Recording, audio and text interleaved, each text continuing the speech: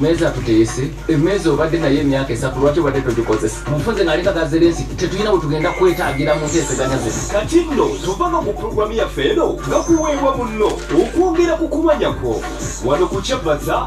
Fama ng'owuliriza pulogulamu gakuweebwa munno gakuweebwa munno enkogolega wamususu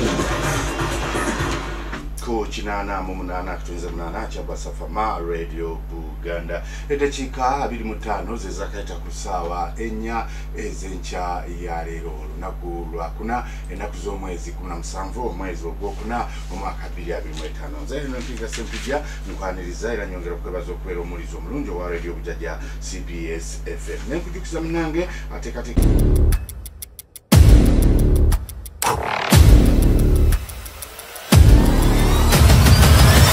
Sabula Bingo! Ofureka gwirawo! Wewangulira omudiri gw'ensimbi mu kazanyo Sabula Bingo! Wano ku Kyabaza buli lunaku beera namukisa n'awangula ensimbi mu Sabula Bingo wakati mu programu za CBS emisana n'ekiro gweteekako 2000 zokka ezinankuyingiza mu kazanyo Sabula Bingo ku Kyabaza Fama. Onyiga kamunyenye 238 kamunyenye 5 kadaala olwoyingizeemu piniyo oweereze awo kiba kiwedde tofa bwavu. Sabula Bingo! Wano ku Kyabaza Fama! sawa 5 ez'enkya ya leero Joseph Luchamzi kingali kyabute ebungereza enkaya n'okusinga eva kwabo abakyuka ate ne baagala okuvuganya mu mpaka z'emizannyo naye Dr. alambikire ddala bulungi waliwo abazaalibwa n'ebitundu bibiri ebyekyama ekyo kiriko ekibuuzo abo beba hermaphrodites oba ba hermaphrodites bagwawa kakati ku kisoose abo baagala okuvuganya ku by'emizannyo si be bokka abavuddeko obuzibu in fact abo be batono naye gye tuwangaalira yeesinga ebizibu ku mayunivasite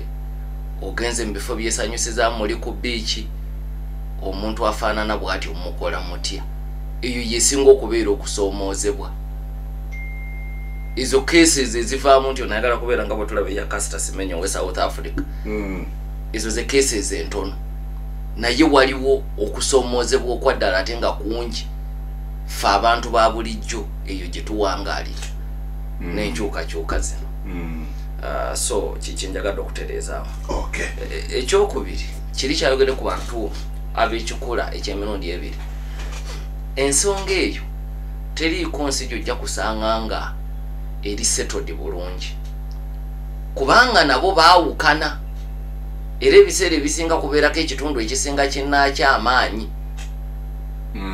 kakati Semenya bw'omulaba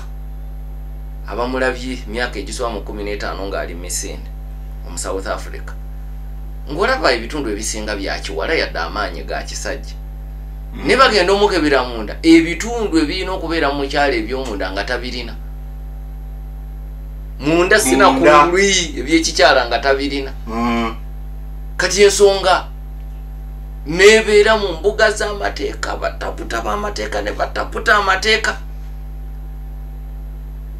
era egulumbiza aba South Africa emitwe okumala ebbanga ddene so ensonga eyo tenaba settled anyway anti ebiseera ebisinga batunuulira kesi zitera amateeka gateekawo kye bayita legal room ensonga okubeera solved on a case by case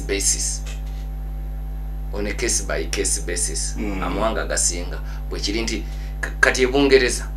mu kuwandiisa kankuwa ekyokulabirako nti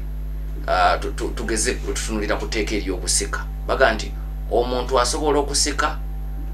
nga alambikiddwa mu kiti kye nga omukazi omusajja oba agatta byombi awo ne kiyitawo bulungi naye ate n'osanga awalala nga kiriko okusika omuguwa nti bwe tugenda mu misinde agenda kuddukirawa kikiba kigambye case by case basis so teri teeka lyawamu lyojaga nti liramula hermaphrodite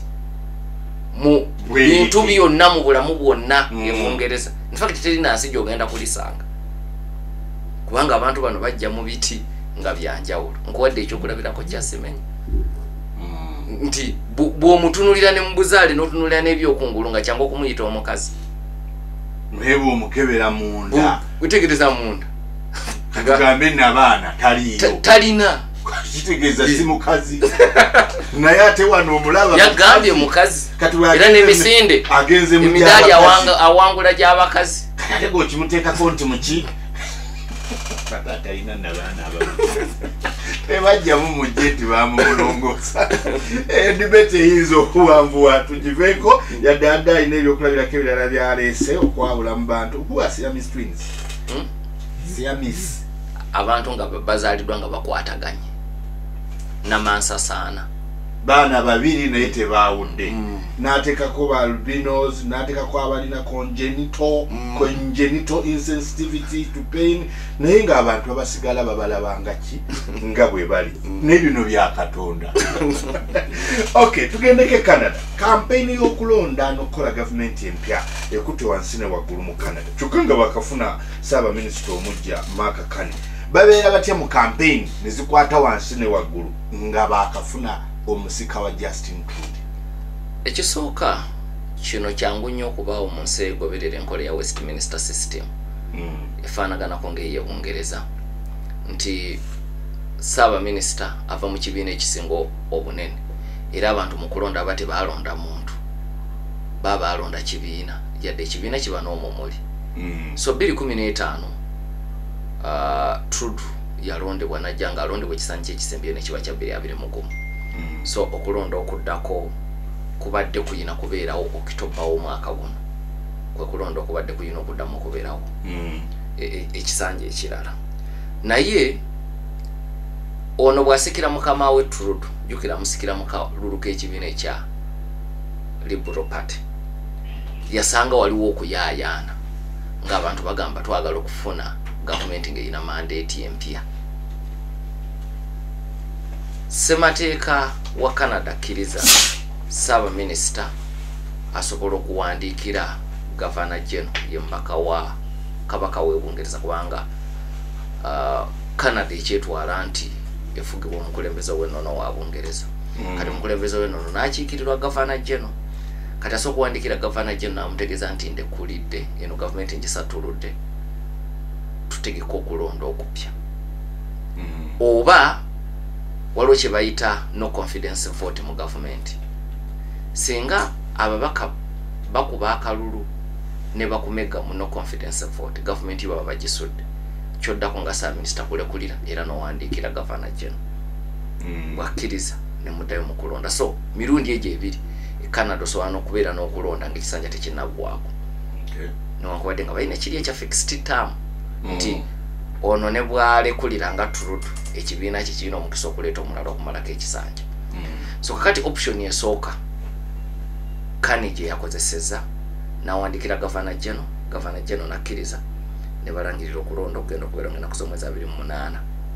omwezi guno kwega tannabugumya Nambooge mu ntebe naye ali mu kusaba kalulu kimuyamba naye okufuna mandate ye kubanga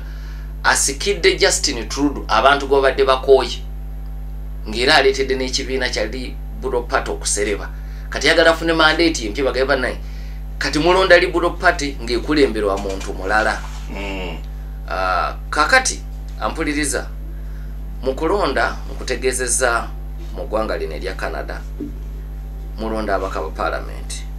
constituency ziri 343 e Canada baziyita federal ridings Abangereza kye bayita constituencies naffe kye tuyita constituencies kakati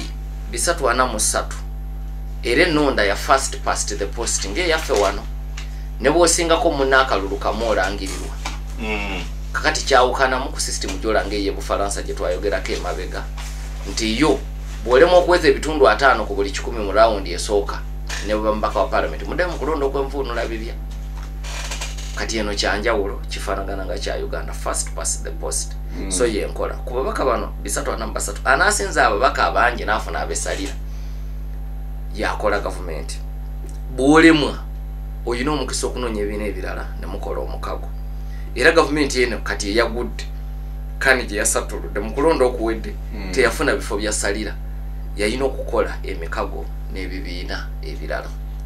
era emikago egyo gye gyasobozesa Trudeau okufuna gavumenti. Naye omwaka oguwedde n'afuna ekizibu, abali mu mukago ne bagenda nga bawagukako, ate ne byongerera ddala okutabuka Donald John Trump bw'awangula obwa president. Kubanga bw'awangula yatandikirawo okutiisatiisa nti agenda kuteeka emisolo emikakali ku Canada nga tannaba na kulayira. Kati Abakanada ne baagala Trudeau ayanukule n'amaanyi naye ng'ayogera afumbeera. Trump n'agamba Canada agenda kulifuula essaza lya Amerika erya 5 era Trudeau ng'abantu baagala ayanukule n'amaanyi n'avumbeera. Kati embeera yamuleetedde okulekulira ekibiina ne kironda Kani okufuuka Ssaabaminisita. Kakati yanoonya mandate empya. So ku kibuuzo kyo kino kyekizizaayo Canada mu kulonda kwabwe. Tuyanzege olutalo lw'okulwanyisa obwavu mu Uganda 88.8 CBS FM.